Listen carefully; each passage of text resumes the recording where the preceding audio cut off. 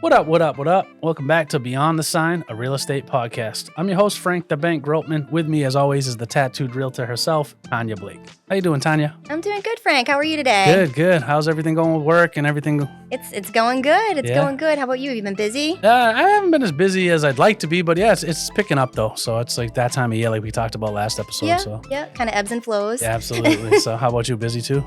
Yeah, I mean, it definitely down from typical, but Yeah. still got some stuff in the works, so that's good. That's awesome. That's good. We're on episode 7. We have a special guest today, so that's going to be fun. Very exciting. But why don't we jump right into the property pulse? What town are we talking about this week? We're going to talk about Middleborough this week, Nice. and let's just say Middleborough is one of the hottest markets in our area right now. Not every town is seeing the kind of jump in both price and buyer activity as Middleborough. So, so far in 2025, 134 single-family homes have gone under contract. Wow. And that's up 26% from last year. Yeah, I was going to say, that's a lot. Yeah. Homes are also moving faster, That's good. with the average time to offer down to 23 days now. Wow, that's really good. Yeah, and prices are also climbing. Yep. The average list price for single-family homes is over $630,000 now. Wow. That's a 17% increase year over year. That's great. Yeah, closed sales are also averaging nearly $594,000, and homes are selling for 101.5% of the list price. So. Wow.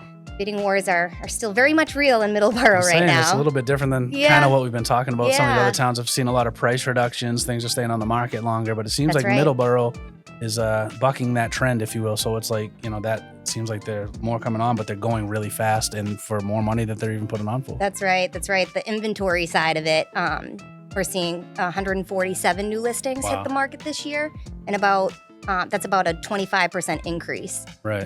But even more with homes coming on, only 21 are currently active. Yeah, so they're selling, like you said, they're going into contract fast, they're selling fast. So, that's interesting. They only have like a month and a half of inventory right now in that area. Wow, that's crazy. That's cool. I mean, that's good to see for Middleborough for sure. So. Absolutely. Oh, and one more stat that stuck out to me was the average list price of current inwinery is now over $770,000. Wow, for Middleborough, that's I mean, like you said, there's 20 some odd houses in that over 700. That's wild. That's good for Middleborough. Yeah, they're doing good there. That's awesome. That's a great property pulse. I mean, that's again kind of going against what we talked about the last few episodes with other towns, but that's again good for them. And I think every market's a little bit different, so it's interesting to kind of see the different towns and where they sit. Yeah, that really is interesting because we're a few minutes from Middleborough and it's like completely different. It's kind of funny to see that, but. Great information, Tanya. Why don't we jump right into the mortgage minute? What are rates looking like today? All right. Well, according to bankrate.com, the 30-year fixed mortgage rate is averaging 6.72%, and the 15-year fixed is right around 5.85%. Okay. The average 30-year refi rate is 6.78%. So those aren't too bad. No, definitely not. I mean, people think it's high, but they're high from what they were a few years ago. That's right. Right, but historically, that's not bad. I mean, we've talked about this many times. Like our parents and people's parents bought them in 18, 20%, 13%, and you see these crazy amounts of interest rates back in 80s and early 90s and so on and so forth. So I mean, my parents were at 13%. I'm saying, these really aren't bad. Yeah, absolutely. They're actually pretty good. So yeah. Agreed. So do you have any national news for us this week? I mean, one thing obviously that was just signed into law on July 4th was the One Big Beautiful Bill Act. So everyone's talking about it. Yeah, I mean, it's there's some negative comments, there's some positive comments, but we're really looking at it from not in a political way, but from our industry like real estate and mortgages and things like that. So some of the things that we saw on that bill is that it's bringing back the mortgage insurance deduction. So that actually saves homeowners about $2,000 a year, which is great. So that's good for us. It's also raising the SALT cap deduction. What's the SALT cap? So that's like the state and local tax deduction. that really helps in areas like Massachusetts, California, New York with like higher taxes in terms of how much you can deduct. So it used to be $10,000. This bill actually pushes it to $40,000. Wow. And that's till the end of 2030. Okay. So it can be adjusted again then. I thought that was obviously a good thing. Another big thing was there's some more push for affordable housing, which, with the prices being as high as they are, there's a lot of people, wanting that affordable housing. So the tax credit, the housing tax credit for low-income housing used to be at 9%. It jumped to 12.5%. So with this bill, so I think that helps. And one last thing we kind of saw with the bill is that it kept the status quo with the 100% bonus depreciation and 1031 exchanges. Okay. So that's obviously good for investors as well. Definitely. So bottom line, it doesn't revolutionize like housing policy, but it does give favorable tax treatment to homeowners, investors, and developers. So I think it's good in those regards for our industry. Absolutely. So that's really all we have for national news. Why don't we get right into the closing confessions, the good, the bad, the ugly, the best part of the show. Yes. We're going to talk about relocation this week. So I think this is going to be an interesting conversation. I agree. I mean, we have a special guest, so I'd like to welcome our relocation director, Susan, the Relo Queen Bab, is here today. How are you, Susan? I'm good, Frank. How you doing today? I'm doing really good. I really appreciate you coming on. We're talking relocation today, and I know you know more than all of us combined about that. So really just going to go through some questions and try to get some idea of what your thoughts are on them and kind of what you do. So can you kind of give a quick overview of what a relocation specialist does and how our company supports people that are relocating? Sure, of course. Well, what we do is we help clients who are buying and selling out of our area, obviously, by connecting them with a trusted real estate agent. We make warm introductions. We don't just hand them a name. We make that personal connection. Awesome. Our partners, in our network are vetted partners and people that we know, like, and trust. That's awesome. Yeah, it's. I mean, I've dealt with it, obviously with you as well, and it's great. It really does help people. Again, warm introduction makes it a lot easier when you're relocating out of state. So what do agents, in our referral network, how are they different from just picking somebody, say, off a website or something like that? Well, our network, obviously, like I said, is made up of vetted real estate companies. Yeah. They do, when we send someone over to another area that they're not unfamiliar with, they handpick that agent who they think will best fit their real estate needs. Awesome. And also the good thing is they're accountable to us, so they do always have to, reach back out to us, keep us updated as how the process is going. Yeah. So they're accountable to us and to you as the agent who's referring. They understand our expectations.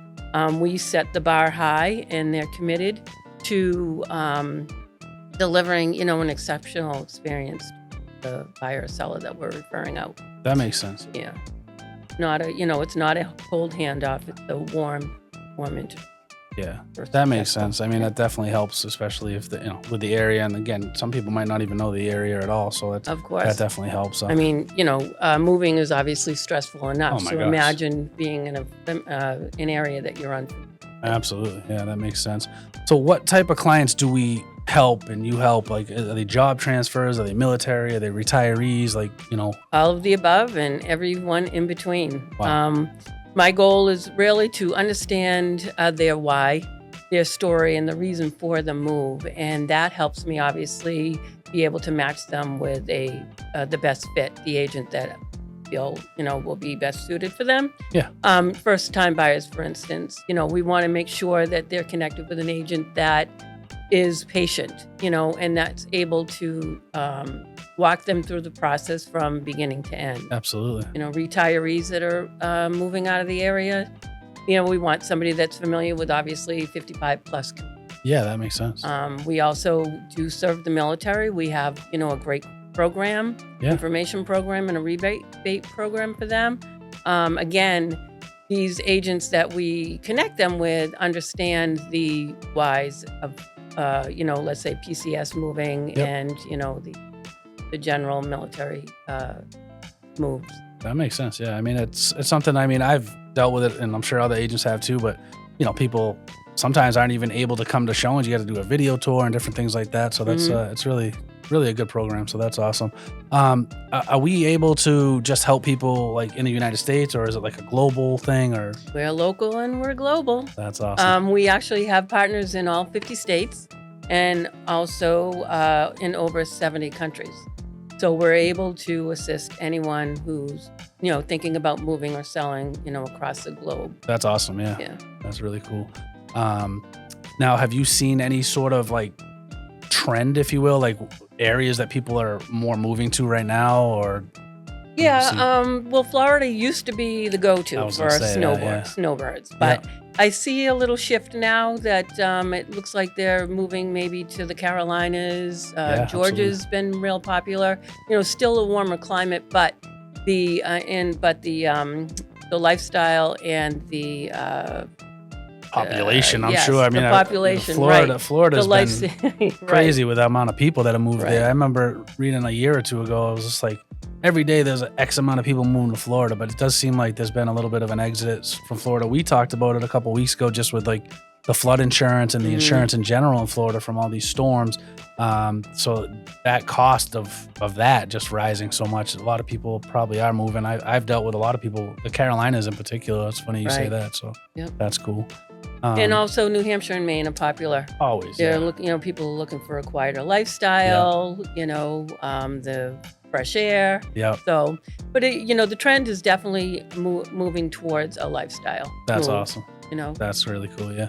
I mean, last question I really have is any memorable or favorite story you may have about, a relocation story that you want to share with us? Yeah, one just came about, I told you my daughter is in the real estate business. That's so her awesome. first listing was my aunt's home in East Bridgewater, her great aunt, helping family. That's awesome. So she sold that home and my aunt was moving to Florida for a job transfer. So she didn't really know too many people. Right. A couple of coworkers or whatever. So the agent that we connected her to just went above and beyond. That's awesome. And really, they're best friends now. Oh, that's so cute. I mean, that's probably the most personal story that's really cool. And again, awesome. that's the kind of magic that I want in every move. When I'm introducing and connecting. That's what we're here to do. I mean, we obviously want to make it as less stressful as possible. Like you said, it is stressful as it can be, but it's like one of those things that we come in and try to